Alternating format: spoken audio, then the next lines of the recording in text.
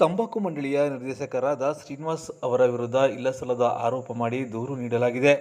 ಅಲ್ಟ್ರಾಸಿಟಿ case ಹಾಕಿಸುವ ಮೂಲಕ ಅಧಿಕಾರಿಗಳಿಗೆ ಕಿರುಕುಳ ನೀಡುತ್ತಿರುವ ವ್ಯಕ್ತಿಗಳ ವಿರುದ್ಧ ಸೂಕ್ತ ಕ್ರಮ ಕೈಗೊಳ್ಳಬೇಕು ಎಂದು ಒತ್ತಾಯಿಸಿ ಹುಣಸೂರಿನಲ್ಲಿ ಡಿವೈಎಸ್ಪಿ ಅವರಿಗೆ ದೂರು ಸಲ್ಲಿಸಲಾಯಿತು. ಕರ್ನಾಟಕ ರಾಜ್ಯ ರೈತ ಸಂಘದ ಮೈಸೂರು ಜಿಲ್ಲಾ ಅಧ್ಯಕ್ಷ ವಸೂರ್ ಕುಮಾರ್, ತಂಬಾಕು ಬೆಳೆಗಾರರ ಒಕ್ಕೂಟದ ವತಿಯಿಂದ ಡಿವೈಎಸ್ಪಿ ಗೋಪಾಲಕೃಷ್ಣ ಅವರಿಗೆ ದೂರು ಸಲ್ಲಿಸಿ ಅಧಿಕಾರಿಗಳಿಗೆ ಕಿರುಕುಳ ನೀಡುತ್ತಿರುವ ವಿರುದ್ಧ ಸೂಕ್ತ ಕ್ರಮ ಕೈಗೊಳ್ಳಬೇಕು, ಸೂಕ್ತ ತನಿಖೆ ನಡೆಸಿ ಕಾನೂನು ಕ್ರಮ ಜರುಗಿಸಬೇಕು ಎಂದು ಮನವಿ ಮಾಡಿದರು. ಇನ್ನು ಶ್ರೀನಿವಾಸ್ ಅವರು ರೈತರ ಪರವಾಗಿ ಉತ್ತಮ ಕೆಲಸ ಮಾಡುತ್ತಿದ್ದು, ಕರ್ನಾಟಕದ 2ನೇ ಅಧಿಕಾರಿಯಾಗಿ ತಂಬಾಕು ಮಂಡಳಿಯಿಂದ ಬಂದಿದ್ದಾರೆ.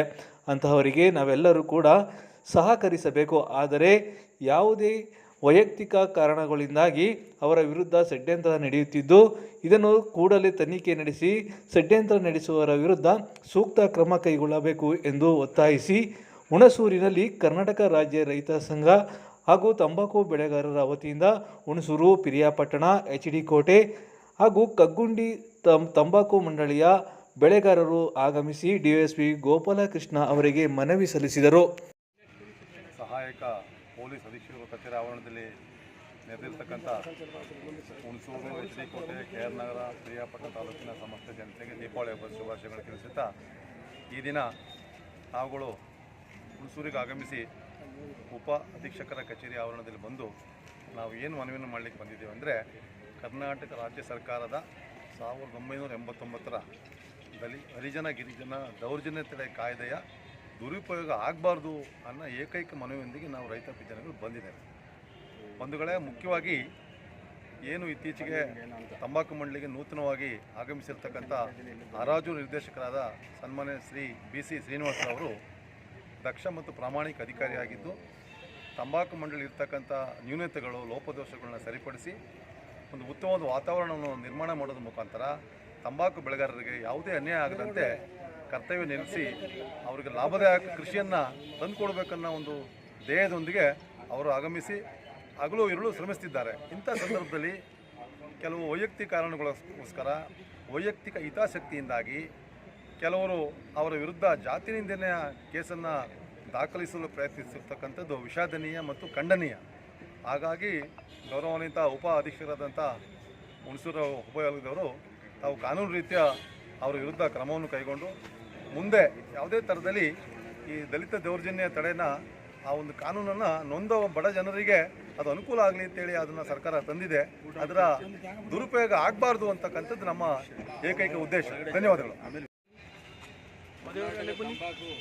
ಬೆಳೆಗಾರರು ಎಲ್ಲ ಪ್ಲಾಟ್ಫಾರ್ಮ್ನಿಂದ ಒಬ್ಬ ದಕ್ಷ ಅಧಿಕಾರಿ ಬಗ್ಗೆ ದುರುದ್ದೇಶವಾಗಿ ಕೊಟ್ಟಿರೋಂಥ ತನ್ನ ಸ್ವಾರ್ಥಕ್ಕೆ ಅವರಿಗೆ ಏನು ಕೆಲಸ ಅವರಿಗೆ ಟೆಂಡರ್ ಸಿಗಲಿಲ್ಲ ಅನ್ನೋ ಕಾರಣಕ್ಕೆ ಒಂದು ಸಂವಿಧಾನಾತ್ಮಕವಾದಕ್ಕೆ ನೊಂದವರಿಗೆ, ಧ್ವನಿ ಇಲ್ಲದವರಿಗೆ, ಶೋಷಿತರಿಗೆ ಮಾಡಿದಂಥ ಕಾಯ್ದೆನ ಆ ದುರುಪಯೋಗ ಪಡಿಸ್ಕೊಂಡಂಥದ್ದು ಇಡೀ 55,000 ರೈತರಿಗೆ ಧಕ್ಕೆ ತರೋಂಥ ಕೆಲಸ ಇವತ್ತು ಒಬ್ಬರು ಕಟ್ಟೆಮಡಿಯಲ್ಲಿ ಶೃಂಗಾರ ವ್ಯಕ್ತಿ ಮಾಡಿದ್ದಾನೆ.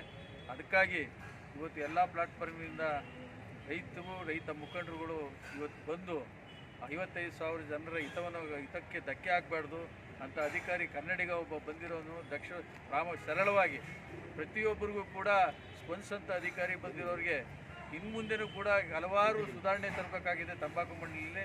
ಆ ಮಂಡಳಿ ಸುಧಾರಣೆ ತರುವಂಥ ದಿಕ್ಕಿನಲ್ಲಿ ಒಯ್ತಾ ಇರೋಂಥ ಒಬ್ಬ ಆಕ್ಸಿಡೆಂಟ್ ನಿರ್ದೇಶಕರ ಮೇಲೆ ಇಂಥ ಒಂದು ದೂರು ಕೊಡೋ ಮೂಲಕ ಅವರ ಮುಂದಿನ ಸುಧಾರಣೆ ದಿಕ್ಕಿನಲ್ಲಿ ಕೆಲಸ ಮಾಡೋಕ್ಕೆ ಆಗದಿರೋಂಥ ಒಂದು ಮುಜುಗರನ ಉಂಟು ಮಾಡಿರೋಂಥ ವ್ಯಕ್ತಿ ಮೇಲೆ ಇವತ್ತು ಅದಾಗಬಾರ್ದು.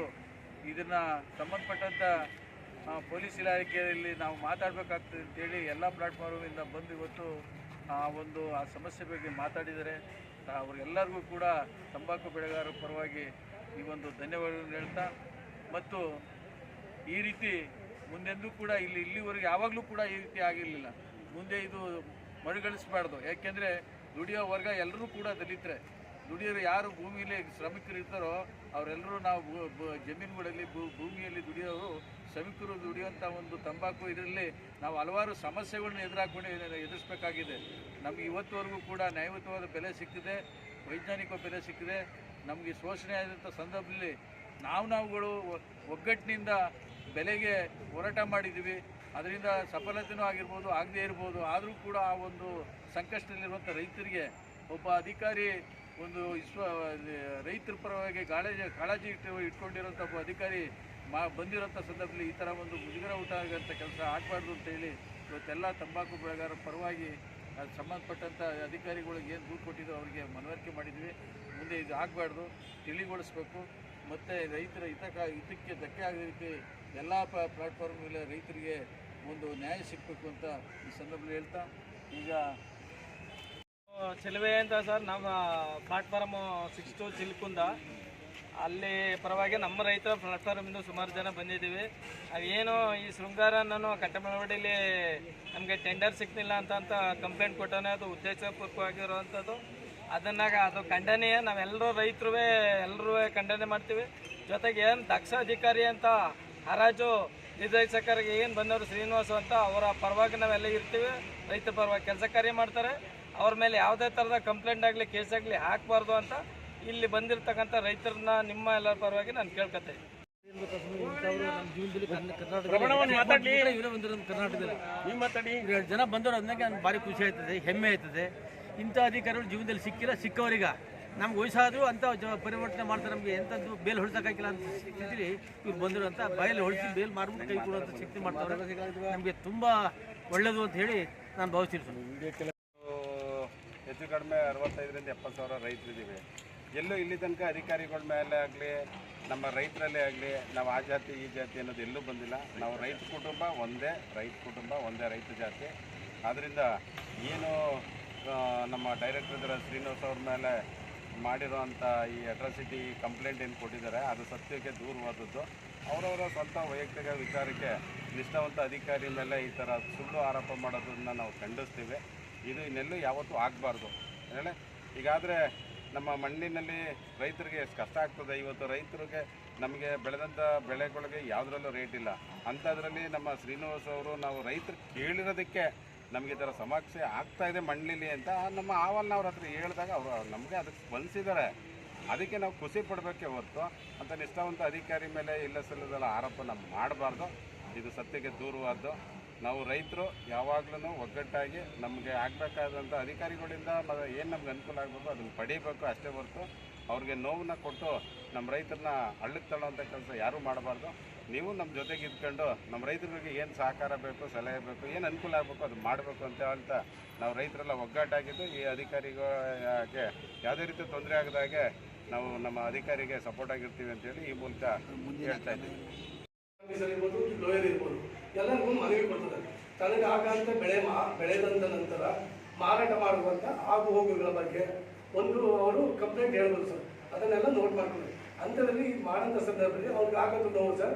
ಮಾರಾಟ ಮಾಡುವಾಗ ತುಂಬ ಕಾರ್ಮಿಕರಿಗೆ ತುಂಬ ದೌರ್ಜನ್ಯ ಅತಿ ಹೆಚ್ಚು ಹಣಗಳನ್ನು ಕೇಳೋಂಥದ್ದು, ಬೇಡಿಕೆ ಕೇಳೋದು ಅದೆಲ್ಲ ಆಗ್ತಾಯಿತ್ತು. ಅದರಲ್ಲೂ ಎಸ್ಪೆಷಲಿ ಕಟ್ಟಮಾಡಿ ಅಂತ ಹೆಸರು ಮೆನ್ಷನ್ ಮಾಡಿದೆ. ಟೋಟಲಿ ಎಲ್ಲರಿಗೂ ಒಂದೇ ರೂಲ್ಸು ಸರ್ ಇಲ್ಲಿ. ಆಗ ಈ ವ್ಯಕ್ತಿ ಪರ್ಪರಾಗಿ ಶೃಂಗನ ವ್ಯಕ್ತಿ, ನಾನೊಬ್ಬ ಲೇಬರು, ನಾನು ಈ ಜಾತಿ ಸರ್, ನಾನು ಕೂಡ ಬಿಲಾಂಗ್ಸ್ ಟು SC ನೇಸ್ಕೊಳ್ಳೋದು.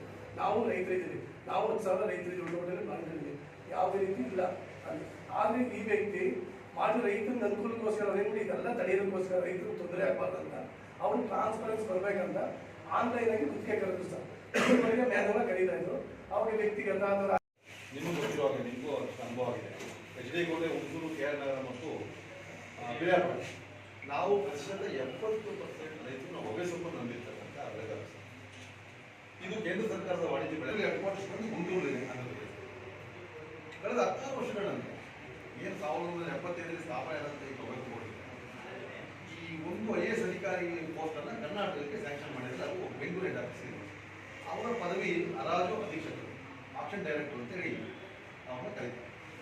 ಈ ಹರಾಜು ಅದು ಏನು ಡೈರೆಕ್ಟರ್ ಇದ್ದಾರೆ, ಇವ್ರಿಗೆ ನಮ್ಮ ಅದೃಷ್ಟವಶಾತ್ತು ಕಳೆದ 50 ವರ್ಷದಲ್ಲಿ 2ನೇ ಕನ್ನಡಿಗ ಅಧಿಕಾರಿ ಬಂದಿದ್ದಾರೆ.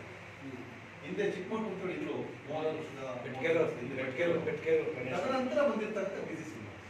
ಏನಾಗುತ್ತೆ ಅಂದ್ರೆ ಅವ್ರಿಗೆ ನಮ್ಮ ಭಾಷೆ ಗೊತ್ತಿರೋದ್ರಿಂದ ಕನ್ನಡದ ಬೆಳೆಗಾರರಲ್ಲಿ ಸ್ಪಂದನೆ ಮಾಡಲಿಕ್ಕೆ ಅವ್ರ ಕಷ್ಟ ಸುಖ ಆಗುವ ಹೇಳ್ಕೊಡುತ್ತೆ. ಬೆಂಗಳೂರಿನ ಹರಾಜು ನಿರ್ದೇಶಕ ಅಂತ ಹೇಳಿ